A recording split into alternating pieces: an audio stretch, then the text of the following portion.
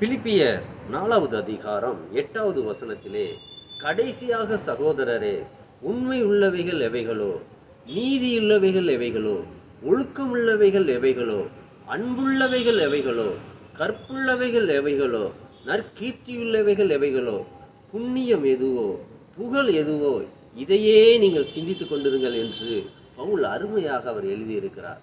நாம் உண்மையுள்ளவர்களாய் இருக்க வேண்டும்.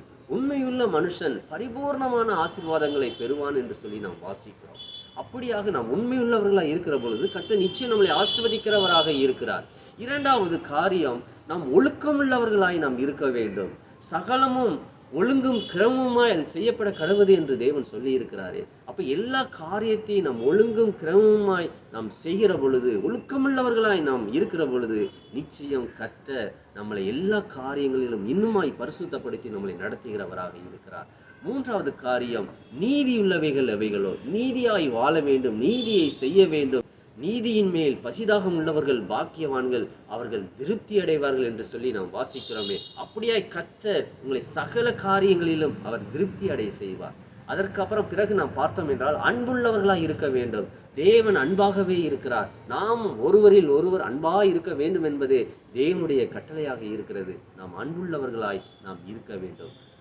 ஐந்தாவது காரியம், கற்புள்ளவர்களாய் நாம் இருக்க வேண்டும். நம்முடைய கற்பை நாம் காத்துக்கொள்கிறவர்களாய் நாம் இருக்க வேண்டும். தேவனுடைய நீதியாக நாம் இருக்க வேண்டும். நம்முடைய பரிசுத்தத்தை நாம் முற்றிலுமாக கரைதிரை இல்லாதவர்களாய் நாம் அதை பாதுகாத்துக் கொள்ள வேண்டும். நற்கீர்த்தி உள்ளவைகளே எவைகளோ, புண்ணியம் எதுவோ, புகழ் எதுவோ, இதையே நாம் சிந்திக்கிறவர்களாக நாம் இருக்க வேண்டும். அப்பொழுது கர்த்தர் சொல்கிறார், நான் உண்டு பண்ணின சகல ஜாதிகளை பார்க்கிலும் உங்களை புகழ்ச்சியிலும் மகிமையிலும் கீர்த்தியிலும் உங்களை உயர்ந்திருக்கும்படியாக நான் செய்வேன் என்று தேவன் சொல்லி இருக்கிறார்.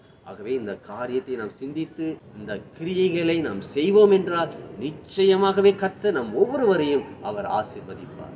God bless you.